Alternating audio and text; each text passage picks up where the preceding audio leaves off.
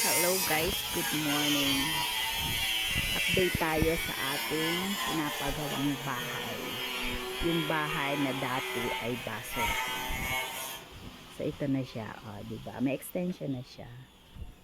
And then, thank you Lord, binibigyan kami ng panahon na hindi man siya mainit pero wala ring ulan, makulimlim. Kaya magbububong na sila.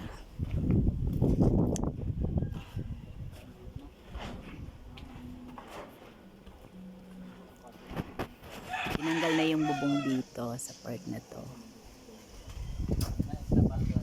Doon nagbububong na sila doon. Habang walang ulan, walang buhos ng ulan.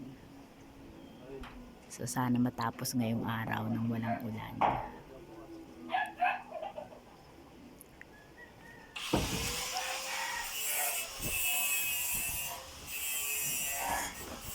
Ito yung ginawa nila kahit maulan. Trinabaho nila yung dingding ng kusina, yung extension ng kusina, and then dun sa kwarto. So bubong na lang ang kulang dito. Ayan, so sana matapos ngayon ang bubong para kasi hindi natin ma-predict yung halaka, binawasan mo yun ng semento. Hindi ma-predict yung panahon. Kaya sobrang thank you kay Lord kasi medyo may araw ng konti pero makulimlim talaga ang langit pero wala siyang ulan. May mga sinampay kami hoping na matuyo. So yan, ito pa yung mga ilalagay dyan sa bubong. Ito yung mga C-farling at tubular. So ayun pa yung yero. And mahuli na yung finishing para sabay-sabay na siyang i-finish.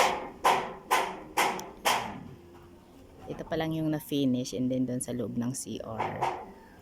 So pina-stop ko muna para matapos yung yung dingding ng extension ng kusina and then ng isang kwarto.